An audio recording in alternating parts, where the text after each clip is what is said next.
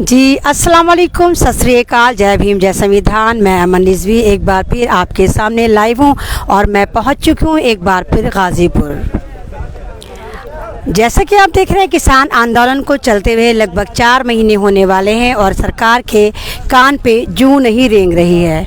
बहुत ख़तरनाक वाली ठिठुरती हुई सर्दी इन किसानों ने गुजार दी और अब भयंकर तरीक़े वाली गर्मी दिल्ली पर दस्तक दे चुकी है।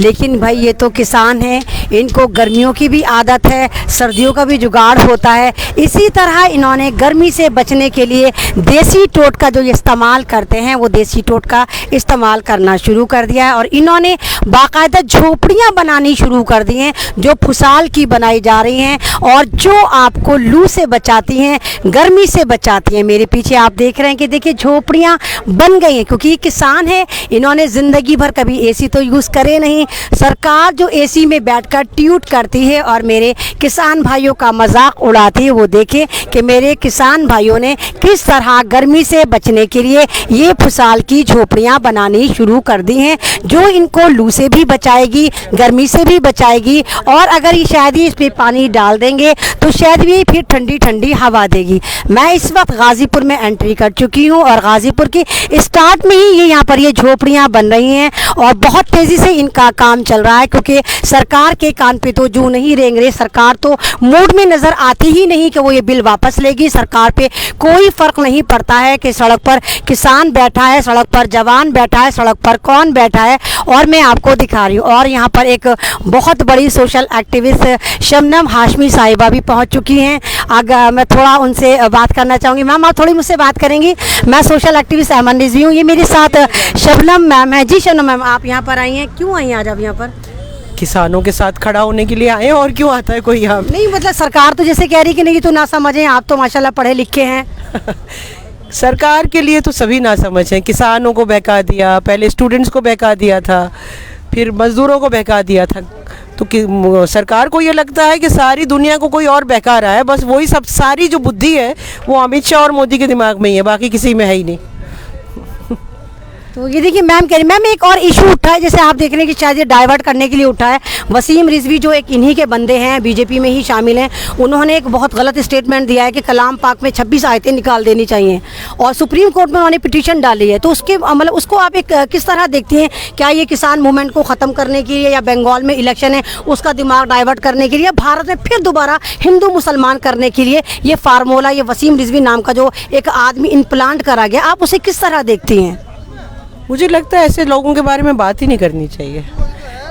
नहीं मैम, फिर भी बहुत तेजी से मतलब वो चल रहा है। नहीं, तेजी से आप चलाएंगे तो चलेगा, आप नहीं चलाएंगे तो नहीं चलेगा। तेजी से उसको चलाने की ज़रूरत ही नहीं है क्योंकि इनका पूरा खेल ही ये है कि धर्म का इस्तेमाल करके हर वक्त हिंदू मुस्लिम को लड़वाते रहो, या मुसलमान मुसलमान को लड़वा दो, या पटेल पटेल को लड़वा दो। इनका तो धंधा ही वो है। यहाँ पे देश में बहुत कुछ और करने को है, ऐसी बेकार की चीज़ों के अलावा बहुत कुछ करने को है। किसानों का आंदोलन चल रहा है, अब 100 दिन से ऊपर हो चुके हैं। चौथा महीना लग चुका है। चौथा महीना लग चुका है और मैं यहाँ तो आज पहली बार आई हूँ, लेकिन लगातार मैं टिकरी और सिंघू बॉर्डर पे और बल्कि बाकी पलवल पे भी कई बार जा चुकी हूँ। तो ज़रूरी ये है कि हम किसानों के साथ महिलाओं की आवाज़ों को मिलाएं, स्टूडेंट्स की आवाज़ें, सब लोग खड़े हों। अनएम्प्लॉयमेंट इतना है, उसके ऊपर आवाज़ें उठाएं और कोशिश करें कि सरकार को जल्दी से जल्दी उखाड़ के फेंका जाए। उसके अलावा कोई और रास्ता नहीं है हमारे पास। बाकी ये तो इधर उधर करने के इनके लगातार, कभी पुलवामा हो जाएगा, कभी कुछ और हो जाएगा, कभी कोई मौलवी कुछ बोल देगा, कभी किसी पंडित को ले आएंगे, ये तो इनके पुराने खेल हैं। उसमें कम से कम मुझे इंटरेस्ट नहीं है। चलिए शुक्रिया। ये हमारे साथ थी शबनम हाशमी मैम जो एक सोशल एक्टिविस्ट हैं और ये भी गाज़ीपुर आज आई थी और वापस जा रही हैं। मैंने आपको जैसे दिखाया कि देखिए यहाँ पर बहुत तेज़ी से गर्मी का जो जुगाड़ है उसके लिए मेरे किसान भाइयों ने तैयारी कर ली है। ट्रॉली के ऊपर बाकायदा इन्होंने ये घास फुसाल लगा दी है और जिससे ये लोग गर्मी से बच सकते हैं। ये लोग अंदर देखिए बैठे हुए भी हैं और यहाँ पर ये चारों तरफ ये देखिए बाहर की तरफ से फुसाल लगी हुई है और अंदर ये लोग मज़े से बैठे हैं क्योंकि ये ये गर्मी की काट करता है, और अगर लू भी चलेगी तो ये जो घास है ये नेचुरल घास है, इसको आप नेचुरल एसी कह सकते हैं कि आपको ये गर्मी से बचाती है। मैं इस वक्त NH 24 गाज़ीपुर पर आ चुकी हूँ और आपको दिखा रही हूँ किसान लगातार कितनी हिम्मत से, कितनी शिद्दत से यहाँ बैठे हुए हैं और इनका कोई मूड नहीं है कि ये वापस जाएंगे। सरकार सुनती है या नहीं सुनती इन पर फ़र्क नहीं पड़ता, लेकिन ये उसी शिद्दत के साथ बैठे हैं। ये देखिए, ये बेचारे मज़दूर लोग हैं जो ये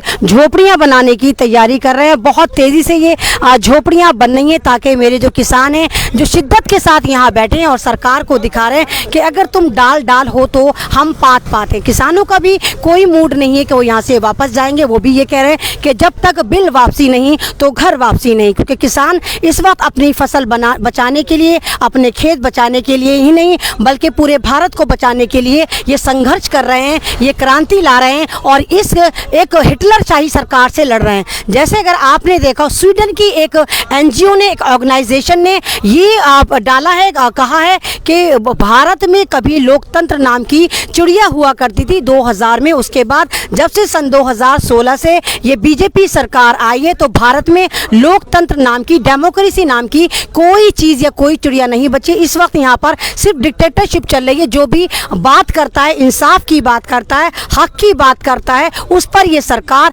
मुकदमे लगा देती है। कभी देशद्रोही का मुकदमा लगा देती है, कभी UAPA लगा देती है, कभी NSA लगा देती है। अगर पत्रकार कोई सच्ची बात करता है तो उसको उठाकर जेलों में डाल दिया जाता है। कोई दूसरा बंदा बात करता है तो उसको आतंकवादी बता दिया जाता है। कोई सरदार भाई नज़र आता है तो खालिस्तानी बता दिया जाता है। इस तरह सरकार लगातार इन किसानों को कमज़ोर करने के लिए, इनकी मूवमेंट कमज़ोर करने के लिए लगातार इनको कुचल रही है। और ये वही मेरे किसान भाई हैं जो हर एक को खाना खिला रहे हैं। देखिए, ये बच्चे, ये तो किसान नहीं है, ये तो यहाँ के इनके साथ नहीं लाए, लेकिन ये किसान भाई इन बच्चों को भी खाना खिला रहे हैं। इस लंगर की वजह से नामालूम कितने ख़ानदान पल रहे होंगे, कितनी आबादियाँ पल रही होंगी। ये सारी आबादियाँ वही हैं जो यहाँ किसान मूवमेंट से बराबर में लगी हुई हैं। और ये बच्चे, ये जितने मजदूर टाइप के लोग हैं, यहाँ पर आकर सुबह शाम खाना भी खाते हैं और दुआएं भी देकर जाते हैं। ये इन लोगों की दुआएं हैं और इन किसानों का जज्बा है, सच्चा जज्बा है कि ये किसान पूरी ईमानदारी के साथ, आज 4 महीने होने वाले हैं, ये उसी शिद्दत के साथ हर मुंह में, हर जगह दिल्ली की सरहदों पर बैठे हैं और गर्मी से बचने के लिए जो इनके पास पर्याप्त साधन है वो करने की कोशिश कर रहे हैं। मैं अमन रिजवी लगातार आपको किसान मूवमेंट से दिखा रही हूँ। मैं हर जगह से आपको दिखाने की कोशिश करती हूँ और लगातार मैं आपसे ये भी कहती हूँ कि मैं किसी पॉलिटिकल पार्टी से नहीं हूँ, मैं किसी संस्था से भी नहीं हूँ, लेकिन मैं एक भारत की बेटी हूँ और जहाँ पर भी जुल्म होता है मैं आपको वहाँ पर पहुँचकर लाइव दिखाने की कोशिश करती हूँ। और मैं इस वक्त आपको गाज़ीपुर से लाइव दिखा रही थी कि जहाँ पर गर्मी इतनी शिद्दत से आ चुकी है कि इन लोगों ने छोटी छोटी झोपड़ियाँ बनानी शुरू कर दी हैं। मेरा लाइव अगर आपको अच्छा लगता है तो प्लीज़ इसको ज़्यादा शेयर करें। ये मेरा पेज है अमन रिजवी सोशल एक्टिविस्ट के नाम से, प्लीज़ इसको फॉलो करें और लाइक करें। शुक्रिया। अल्लाह हाफिज़। जय जवान जय किसान।